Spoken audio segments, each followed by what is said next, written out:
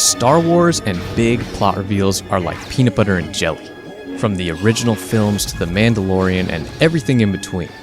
So needless to say, there are spoilers ahead.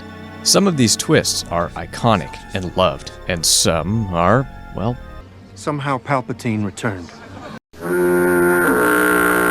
Star Wars video games, however, through the 90s and into the early 2000s, weren't necessarily telling those cutting-edge stories. There was some fun stuff in there, don't get me wrong. Dark Forces was one of the first video games I ever played on the Earth, but it was around 2001, 2002, where things began to get more story-driven, with games like the Jedi Knight series and Star Wars Bounty Hunter. But the true crown jewel, lads, the high from which Star Wars video games have been coming down from since, is Knights of the Old Republic in 2003.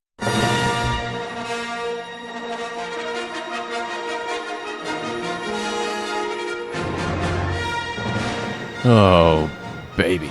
I know that on this channel, I have heavily favored the Elder Scrolls series, Fable, Dark Souls, and a few other things, but this old puppy right here is by far my favorite video game.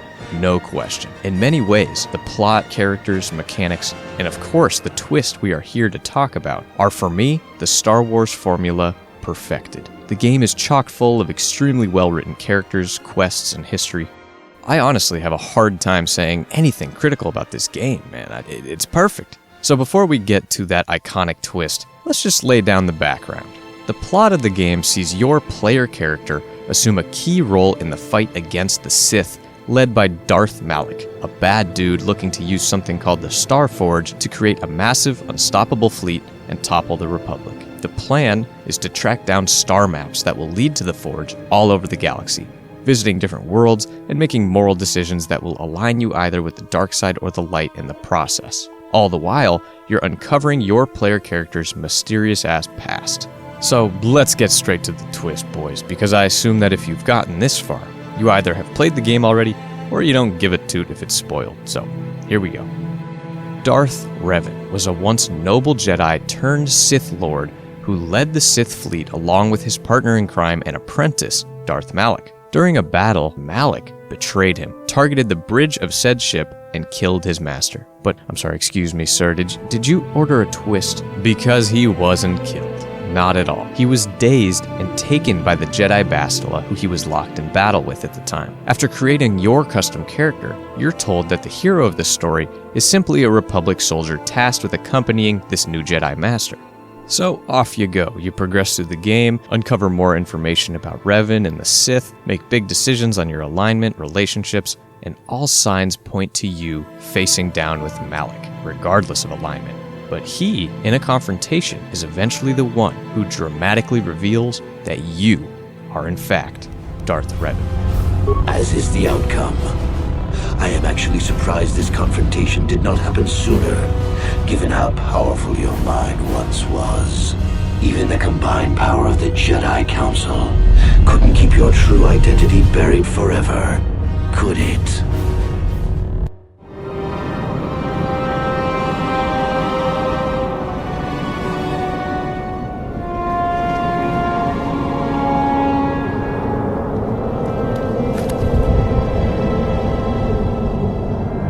Your memories had been wiped, so you essentially got a fresh install of your operating system while remaining connected to the Force.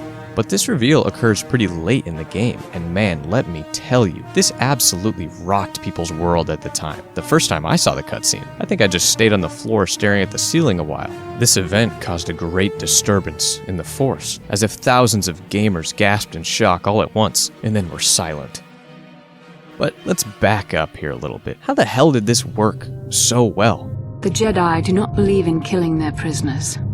No one deserves execution, no matter what their crimes. In some respects, I saw it coming, but in others, it completely and utterly blindsided me. Well, I think much of the success of any twist or reveal is thanks to strong writing, especially in a video game. I mean, if you can distract the player with enough set pieces, storylines, and characters, while sort of subliminally feeding them hints under the table, you can perfectly set up their brain for a big bang. So let's together look at the background of this twist. When KOTOR was initially being planned out at LucasArts, they knew that they wanted to partner with a strong third-party developer to create a, quote, sweeping Star Wars story of epic proportions. Not a little one-off contained thing, but more a work in line with the scale of the films. Two elements of the original trilogy that LucasArts deemed most key was a narrative twist built into the experience and a big ol' space battle at the end. Sounds pretty damn Star Wars to me, what do you think? So who could make this happen? BioWare. BioWare was the perfect match. At the time, they were known for their incredible Baldur's Gate games, and LucasArts really wanted them to just take the Star Wars name and run with it. So everyone involved knew for sure that they wanted a big twist, a big battle, and some lightsabers. It's not a bad start. But if you ask me, it is key that they wanted to build a plot around a twist, opposed to just sticking one in there after the fact to add some spice. It's amazing what you can do when you actually plan a story out. Imagine that. Lead game designer James Olin knew that the twist would be the most important aspect to both impressing fans of Star Wars and capturing that magic. And it sounds like he did his homework beforehand, man. He apparently closely studied and was inspired heavily by movie scripts like The Sixth Sense and Fight Club. These are stories and visual experiences that are centered around huge plot twists, and both expertly drop subtle little hints throughout, making a second viewing almost essential to fully appreciate the craftsmanship involved in the lead up to said twist. James was also quoted saying, 10% of the audience needs to figure out your twist before it happens in order for it to feel natural. This is just, brilliance from James here, man, because it's really true if you think about it. If something like 50% of the audience sees it coming, probably doing way too much and it's leaning towards being cheesy as hell. But if 0 to 1% see it coming, you're just being an asshole and probably breaking the story for a power trip and to give the illusion of depth. But Revan, as a character, is also the perfect narrative hinge for this type of story, man. A guy who had experienced the light and dark side of the Force fully. In a Star Wars film, it can be seen as the path of least resistance to have a protagonist who is more clear. We see their beginning and can feasibly predict where they will end up at the end of things, given their motivations, tendencies, etc. But in a video game built around multiple outcomes and multiple choices, there needed to be a more flexible protagonist, a character who had done so many things in the past that whatever the player did could be justified. So with the formula clear, Olin and his team went forth and just kind of created one of the most beloved Star Wars characters ever. Now, having a protagonist with a white memory is pretty tropey, right? Let's be honest. But it's often seen as a necessity in this genre. But the genius of Revan's design and identity is that the character has a robust backstory, a history of good deeds and horrible deeds, light and darkness. He's not just a blank slate. All of this is to eventually be discovered by the player. But in my opinion, a good narrative twist in any medium has to make you rethink things. Realize that you do not have all of the information and need to check your previous judgment of characters and events. So what does us being Revan do to the story? Well, when the player is finally faced with the truth, there are some tough realities to stomach. You, Revan, have been used by the Jedi as a powerful tool. They wiped your memory to weaponize you on their side. Sure, they are the good guys from a certain point of view, but does that excuse them from eliminating who you were totally? What greater weapon is there than to turn an enemy to your cause? To use their own knowledge against them. Can you trust someone like Bastila after this, or the other Jedi Masters? I mean, they've been lying to your face, man. Some Jedi. I mean, think if you're in the midst of a light side playthrough. Perhaps this is the perfect fuel needed to just cement you in the light further, to make right the wrongs of Revan's past. But it could also see the player falling back into shadow, reverting to Revan's sort of true nature. But what about if you're playing the game in the dark side of the Force? This could be the best news you've gotten all week, man. Awesome. I was the super powerful Sith Master Revan. Well, then I'm about to do it again, baby. Malak betrayed me. Let's go get that bitch right now.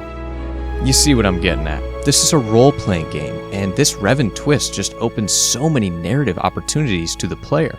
But that bleeds into the reputation Revan has before the twist is even revealed and furthers the genius of it. For a light side playthrough beforehand, you're viewing Revan as a monster.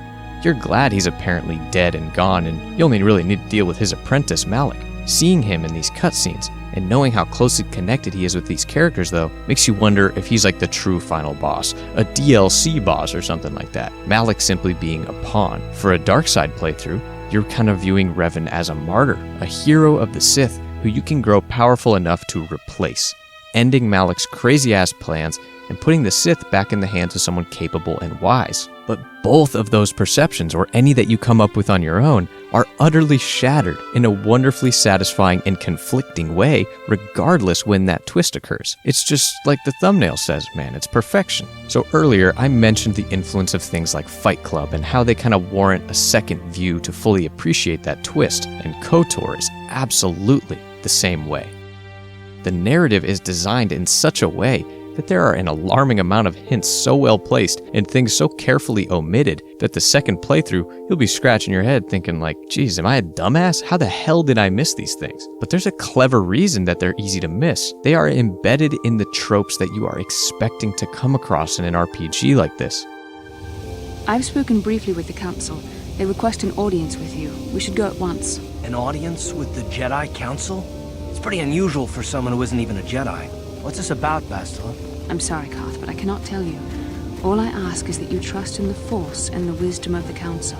You are constantly told in-game. It usually takes recruits years to harness the Force, but here you're doing it with no problem at all. But isn't that how we're always treated in video games? We're always the chosen one, the exception, the quick learner. Companions like Carth openly wonder how such a green recruit, if you're a so-called soldier, who doesn't even remember what he ate last week, got assigned to such an important ship at an opportune time. I saw on your service records that you understand a remarkable number of alien languages. That's pretty rare in a raw recruit. But again, for us, it's like whatever. It's a video game. That's how things always are. You even have these dreams about Revan. But hey, it isn't uncommon to have some sort of connection to the villain in a video game. That's classic. The list goes on. Carth talks about how the Jedi know how to wipe minds. Interrogation techniques. They say the Force can do terrible things to a mind. Can wipe away your memories and destroy your very identity. And then Bastila is asking you about your past. She says it's just to make sure you're taking everything seriously, whatever the hell that means. But obviously, upon second viewing, she wants to know how well her mind wipe move worked. And meanwhile, Bastila's going around telling everyone she killed Revan. Lying ass. And then in the Jedi Enclave, one of the masters says, what if we train this guy and Darth Revan were to return? We need recruits to stand against Malak. With Revan dead. Are you certain Revan is truly dead? What if we undertake to train this one and the Dark Lord should return? We should discuss this matter more fully in private. I mean, damn, how did I miss that one, man?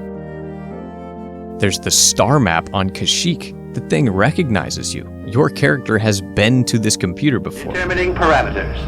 Initiating neural recognition. Yes, there's the thing. Obstinate machine. I've no doubt it holds what you seek. Good luck getting it operational. Primary neural recognition complete. Preliminary match found. Match found? What the? It always muttered something about rejected patterns for me. You have the entire character of HK-47, the greatest droid in the history of Star Wars, don't at me. An evil, hilarious assassin droid that was built by Revan. Explanation. It's just that you have all these squishy parts, Master, and all that water. How the constant sloshing doesn't drive you mad, I have no idea. He drops curious phrases here and there and conveniently also has memory missing. Other things like seemingly throwaway lines people say to you, and the simple fact that Revan is never associated with a gender pronoun. This opens the character up for whatever the player has created to fill the role, male or female.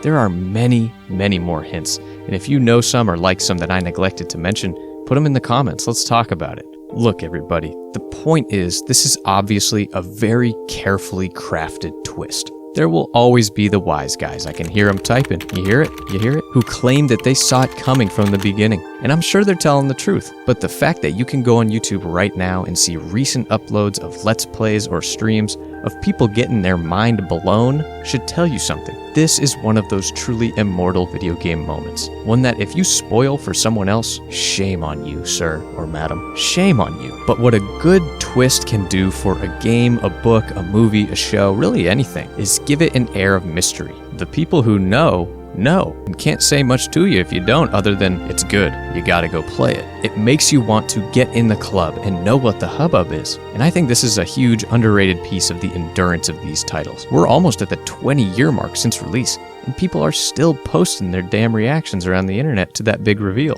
With other great Star Wars twists, we the fans are often left on the sidelines as observers. With Revan in KOTOR, not only do we have full control within the story to kind of mold our character the way we like, but we end up embodying the twist itself. Just fantastic. The sequel actually has a wonderful twist as well, and perhaps we will cover that another time. But for Star Wars Knights of the Old Republic, you can consider it the twist perfected.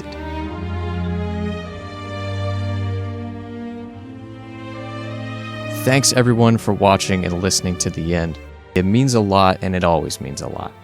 I know this wasn't the most in-depth video on the topic, so let me know your thoughts below and let's continue the discussion on this masterpiece. Thank you everyone again, and until next time, peace.